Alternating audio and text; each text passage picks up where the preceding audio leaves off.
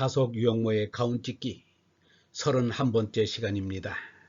오늘은 나들이 지게 간 나그네, 나들이 지게 간 나그네 라는 제목으로 말씀드리겠습니다. 나들이 지게 가온 나그네. 자연과 같이 인간의 마음은 빈탕이요 몸은 문이다. 몸은 빈탕을 채우는 바듬이요 마음은 몸을 온전하게 하는 성함이다. 다속은 인간이 이 세상에 온 것을 나들이라고 칭했다. 이 나들이 와보니 빈탕이다. 빈탕은 속이다. 속에는 문이 들어찬다. 차면 겨울나 문이 식어 갈리는 동안 성이 있다 한다. 하늘이 성이 있다 한다. 문에도 빈속이 있다. 문으로 된 몸에도 위에 적은 것과 같으다. 사람도 먹은 것이 사고 나리는 동안 성이 산다 하는 것이다. 그러므로 먹기를 겹기를 거듭하는 날에 속 허물을 지으니 때에는 그 속이 쓰리다. 속이 쓰린 것이 낫도록 먹기를 끊는 것이 곧이다. 지켜 속 허른 것이 낫도록 지켜야 아주 성하게 낫는다. 다속일지 1955년 11월 1일. 그래서 나중에 다속은 사람을 나들이 되게 가온함이라고 정의했다. 나들이란 나왔다 들어가는 것. 인간은 살아서 이 세상으로 나오고 죽어서 하늘나라로 돌아가는 나그네이다. 그렇게 나오고 들어가는 가온, 그렇게 하늘과 땅을 왕래하는 가온찢기가 사람이다. 이응은 하늘, 미음은 땅, 아는 사람, 그들을 합하니 압니다. 또한 사람은 제게 가온 나그네, 하느님의 나라에 가는 나그네라고 하기도 한다. 다속일지 1958년 10월 11일. 여기서 저녁에 그의 다속은 또다시 가짜빛의 세상인 낮보다 밤의 중요성을 강조했다. 해가 있는 낮에 보이는 얼굴에 맛보고 즐기다 병약해진 육체와 몸, 땅 위에 열린 하늘을 바라보며 잠자며 성장한 마음과 정신, 얼굴 쪽이야 손해를 보든지 말든지 상관없이 하느님 성령의 울타리 가운데로 가는 나그네, 그것이 바른 인생이다. 해난 낮에 놔둔 낫들 맛보다 해진 몸에 땅 위 열린 발알바, 밤에 잠자자란 마무리, 얼굴 쪽 손봐 못 봤건 한올 울 가온 나그네. 다속일지 1958년 10월 11일. 다속의 나그네는 나와 그와 내가 삼일체가 된 사람이라고 해석되기도 한다. 여기서 다속은 또다시 그리스도를 통하여 경천애인이 완성되는 것을 나그네라고 한다는 한글 놀이를 했다. 그래서 하느님의 나라를 향해 가는 나와 그와 너가 합의를 이룬 순례자가 바로 나그네이고, 그는 참나인 큰 나를 찾고 하나 제게 가온이가 된다. 그런 사람은 하늘의 맨 꼭대기와 땅의 맨 꼭무늬를 알고 보고 그것을 실행한다. 그런 사람 나그네는 하늘 꼭대기에 꼭 매달려 땅의 요구에 대해서는 문을 꼭 닫고 참나로 거듭나는 수행을 계속한다. 새 코길이. 다속은 사람의 본체의 본상을 코 길이로 비유했다. 이것은 다속의 상해 신학의 한 대표적인 예라고 할 수 있다. 우선 다속의 코 길이는 코끼리 상자, 즉 상을 말한다. 코길이라는 용어는 다속이 다의적인 표현을 위해 만든 조어이다.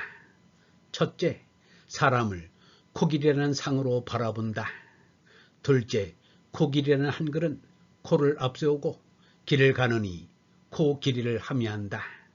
셋째, 코에 염통을 합하면 숨이 되고 코로 숨을 쉬며 길을 가는 것이니 그래서 코길이는 숨길이이기도 하다. 상해 신학이 몸 신학과 숨 신학 그리고 도의 신학으로 연결되는 대목이다. 인간이라는 코끼리는 코로 숨을 쉬며 길을 가는 이이다.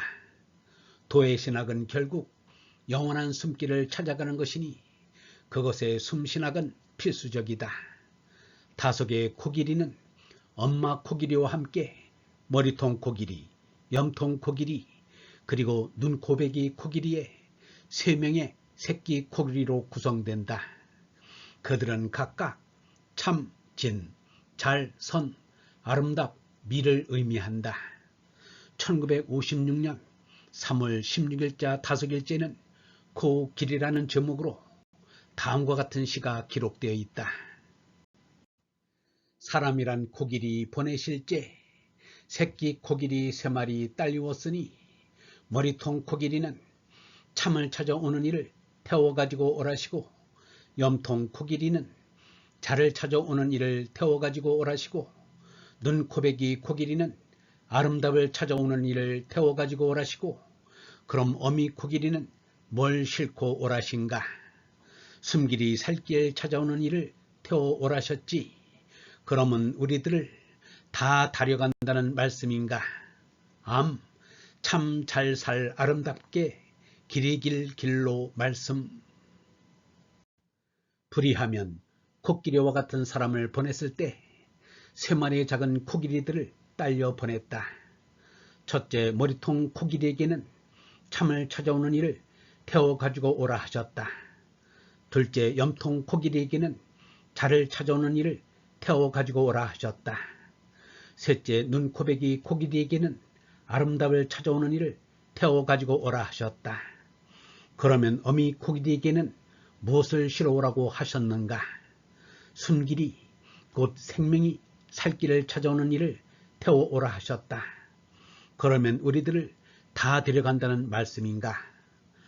그렇고 말고 참 잘 살 아름답게 길이 길러서 길로마를 세운 것이다.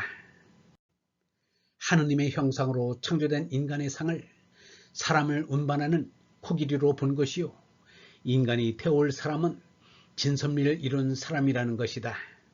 더욱 중요한 것은 어미 코끼리가 태워올 것인데 그것이 바로 생명이 살길 숨길을 성취한 사람들이라는 것이다.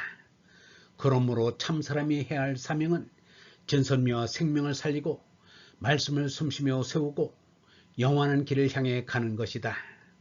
여기서 종교와 신학의 임무는 생명이 살길 그 숨길을 트는 것이다.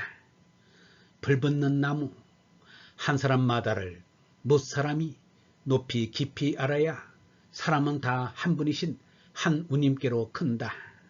나 내온 날 밤새 가는 날 냄나 옛날 나하나 산소는 불을 부린다. 수소도 불을 뿜는다. 말씀은 불을 놓는다. 얽힘은 불길이다. 하느님은 소멸하시는 거룩하신 불. 다섯일지 1956년 1월 16일.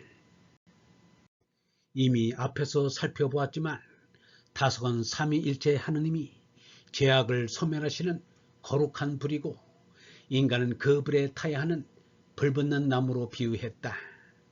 위 한 글씨를 풀이하면 사람마다 자기의 본성과 본체를 높이 깊이 알아야 한다.